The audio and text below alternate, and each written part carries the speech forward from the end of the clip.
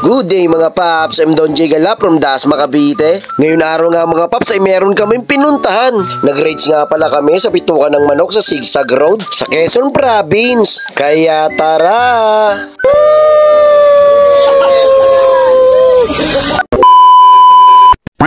After nga ng ilang oras na biyahe namin ay nakarating na rin kami sa first meetup namin sa Cabuyao, Laguna. Bilib nga ako sa mga kapaps ko kasi kahit na magkakaiba kami ng lugar, pag sinabing may rides at once a month lang naman din kami magkita, IG naman din kaagad sila.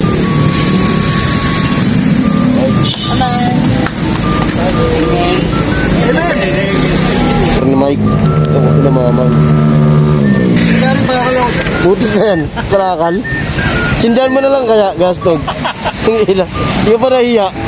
Medyo malapit na nga rin pala kami sa destinasyon namin. Ang problema nga lang medyo minalas-malas kami kasi biglang umulan. Kaya nga rin pala pupunta kami ng Zigzag Road kasi may pupuntahan kaming binyagan. Alam mo, sasabihin na masarap na pakiramdam ang pagmumotor ng long ride. Hindi pong pagsakay mo pa lang ng motor, pagpapaandar ng engine, may mararamdaman ka ng kakaibang saya. Dahil kapag nagmumotor ka na sa mahabang biyahe, talagang nakakawala ng stress at ma-appreciate mo pa ang ganda ng mundo. Hindi pong habang nagmumotor ka, masasabi mo na lang sa sarili mo na, wow, masarap palang mabuhay. Ang ganda pala ng mundo. Lalo na kapag ang patakbo mo ay chill lang.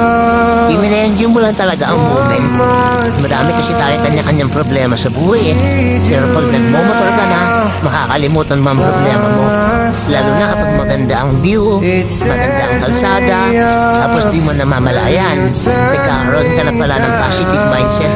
After nga ng ilang oras ay nakarating na rin kami dito sa Zigzag Road. Sasaglit lang talaga kami dito para mag-picture-picture lang kasi binyagan talaga yung pupuntahan namin. Binidyoan ko na nga rin pala ito para paglaki ni Tonton ay makita niya yung mga ninong niyang pogi pero kupal.